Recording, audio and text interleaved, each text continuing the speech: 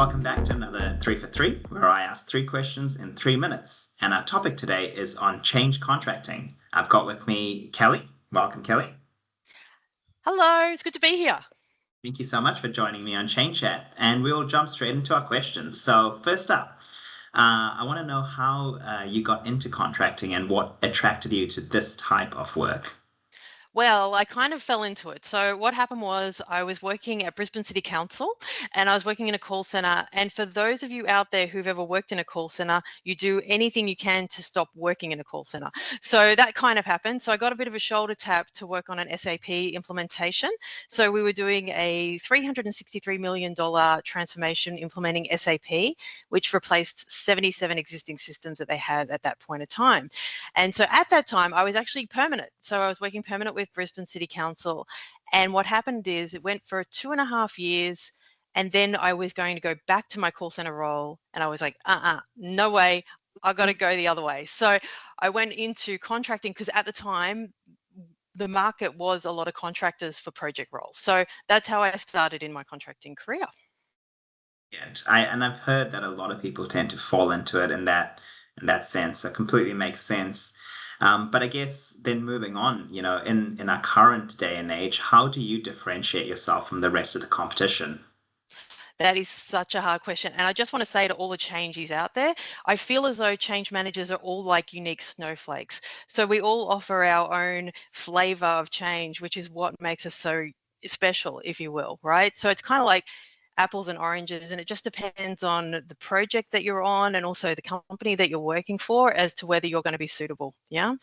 One thing that I personally do, though, I think it's really important is for me, I stick within the technology genre of change. So all my projects that I do are technology driven, whether it's infrastructure, software applications, AI, data, all that kind of good stuff.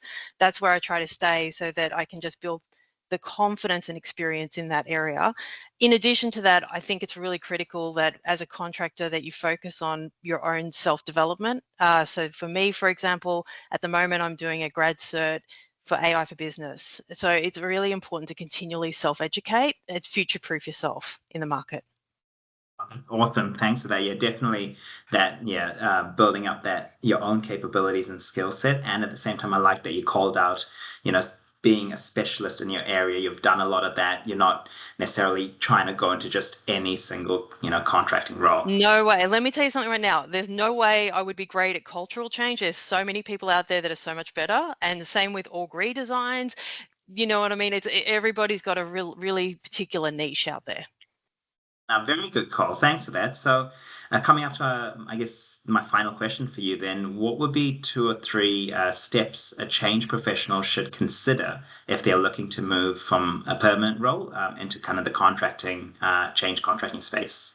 Yeah, I thought about this one a lot. Okay, so one thing I would say, particularly in today's climate, is, and when I say climate, I mean economical climate, is it's very important that you have a really good, healthy emergency savings fund, right? So that, like, for example, with contracting work, there is a little bit less opportunities at this point of time.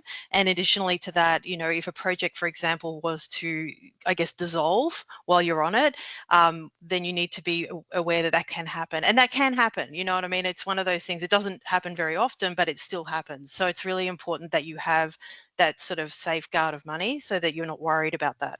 I think the next thing I would say is that there is a different expectation on contractors as opposed to perm staff. So you are a specialist in the field. You've been brought in because you are a specialist. So you really need to specialize and you need to hit the ground running and really show that I call it tangible takeaways, those proof points of delivery, like immediately, so that people build that confidence and trust in you at a faster pace. And sometimes that can be really challenging because A, you're learning a new project, which is why I like to stay in technology, yeah. And B, like, you're in a new industry, you're learning, you're getting all these relationships with people and you're understanding the lay of the land. And typically when you walk into a project, there tends to be a lot of ambiguity around, and there is an expectation that you as a contractor, as a change contractor particularly, are going to lead people through that ambiguity to create certainty. So that's a really important thing.